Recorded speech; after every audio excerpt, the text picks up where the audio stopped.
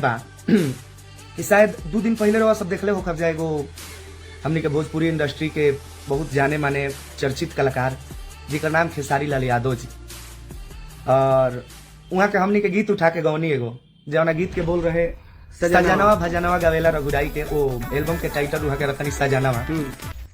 गवाले खेसारी भाई गाना फिर चोराई के गीत हमने के सुननी जाता गुदगुदी भाई कि भाई चलो कोनो बात ना, गा दी हले तो गा दी हले। फिर उनका राइटर के पास हमने के कॉल लगैनी जा तो कहले कि भैया गलती से गवा गई है कि माफ करी हमने के, कहनी जा कोनो बात ना। फिर मैसेज करनी जा खेसारी भैया के पास में, और देखिए खेसारी भैया से हमको कोई दुश्मनी नहीं है, ना प्रदुमन परदेसी को है ना रोशन राज को, जहाँ तक है आजीवन वो ठीक ही है। हाँ, आजीवन उनको आदर्श मानते हैं और हो सके तो हमेशा मानेंगे, ऐसा कोई बात नहीं है, और हमेशा मानते हैं क्योंकि जिस लेवल से हम लोग भी उठे हैं, अपने मुकाम हासिल किए हैं, तो हम लोग भी जानते हैं कि सीनियर जूनियर का रिस्पेक्ट क्या होना चाहिए। और ना ही उनके बारे में जितना दिन से हम लोग गा रहे हैं, ना ही एक मंच पे कभी शिकायत और ना ही कभी उनके बारे में कुछ लंदफंद, जहां तक हुआ है प्रशंसा ही की है। हाँ सही बात है। लेकिन कुछ खेसारी भैया लिखे हैं कि हमके पता ना रहे भाई, चलो आगे से ध्यान रखिए आदमी। देखिए ठीक बा, ये आप लोग के सामने रख दिया गया बात को, अब आगे सुनिए क्या होता है। अब फ्रंट कैमरा करिए। सजनवा भजनवा ई गावे रघुराई के, गवाले खेसारी भाई गाना फिर चोराई के।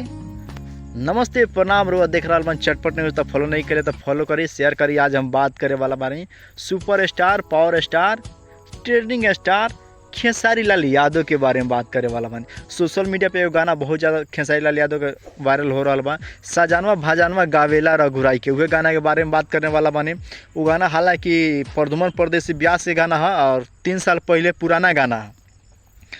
प्रदुमन परदेसी के कहल बा कि 3 साल पुराना गाना, सोशल मीडिया पर बहुत ज़्यादा ये गाना ना बाजल रहा, बल्कि कम ही बाजल, मगर जनता के प्यार मिलल प्रदुमन परदेसी का। मगर सोशल मीडिया पे गाना अभी तेज़ी से वायरल हो रहा बा, बहुत ज़्यादा तेज़ी से वायरल हो रहा बा। हालांकि ये गाना कहले के बाद भोजपुरी के सुपरस्टार खेसारी लाल यादव गौले बड़े, ये लिए ये गाना तेज़ी से वायरल हो रहा बा सोशल मीडिया पे। सजनवा भजनवा गावेला रघुराई के, कहीं हमारा स्क्रीन पर चलत हो कि वो गाना और 2-3 साल पहले रिलीज भेल बा, वो भी दिखत हो सजनवा भजनवा गावेला रघुराई के, और खेसारी लाल के गाना भी दिखत हो जो 8 नंबर ट्रेंडिंग पर बा। तो उसमन के बता दें कि सोशल मीडिया पे बहुत ज़्यादा प्रदुमन परदेसी और रोशन राज दोनों भाई आके सोशल मीडिया पे बहुत ज़्यादा उल्टा सीधा बोलता लोग खेसारी लाल यादव के। मगर खेसारी लाल यादव के कहर नाम बा कि भाई हम गलती से गा दिले बानी गाना, ओकरा खातिर सॉरी। मगर प्रदुमन परदेसी के कहना बा कि ना भैया तू और गाना गौले बड़ा, हमार संघर्ष फिल्म में भी तू गाना गौले बड़ा, हमार धुन उठौले बड़ा।